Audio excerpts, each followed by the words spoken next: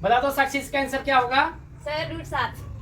तुम्हारा तो गलत हो गया आंसर। देखो पहले क्वेश्चन क्या दिया गया है, बिंदु ए का जो निर्देशांक है 2,3 और बी का निर्देशांक दिया गया 4,2 की दूरी क्या होगी। तो ये जो है दूरी निकालने के लिए बोल रहा है। किसका क्या निकालने बोल रहा है? दूरी। दूरी। तो दूरी सूत्र याद है तुमको? Yes sir.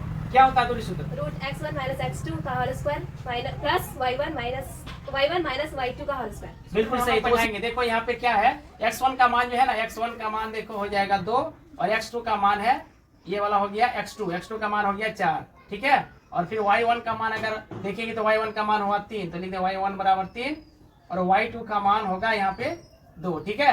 तो दूरी सूत्र जो है क्या होता है, देखो दूरी सूत्र अभी जो तुम बोली उसी सूत्र में पहले बैठाएगी, ठीक है। दूरी सूत्र होता है क्या, x1 - x2 का होल स्क्वायर और प्लस y1 - y2 का होल स्क्वायर, ठीक है। या नहीं तो अगर x2 को पहले लिख देंगे, अगर x1 को बाद में लिखेंगे और y2 को पहले y1 को बाद, फिर भी आंसर उतना ही आता है, ठीक है। तो दोनों ही फॉर्मूला सही है। तो हम लोग चलिए इसी में पहले बनाते हैं। x1 का मान देखो कितना दिया गया है, 2। तो x1 का मान यहाँ पे 2 रखना है, माइनस तो माइनस x2 का मान कितना है, 4 है। तो 4 -4 का होल स्क्वायर और प्लस y1 - y2 है। तो y1 का मान देखो कितना दिया गया है, 3 है। तो यहाँ पे 3 हो जाएगा।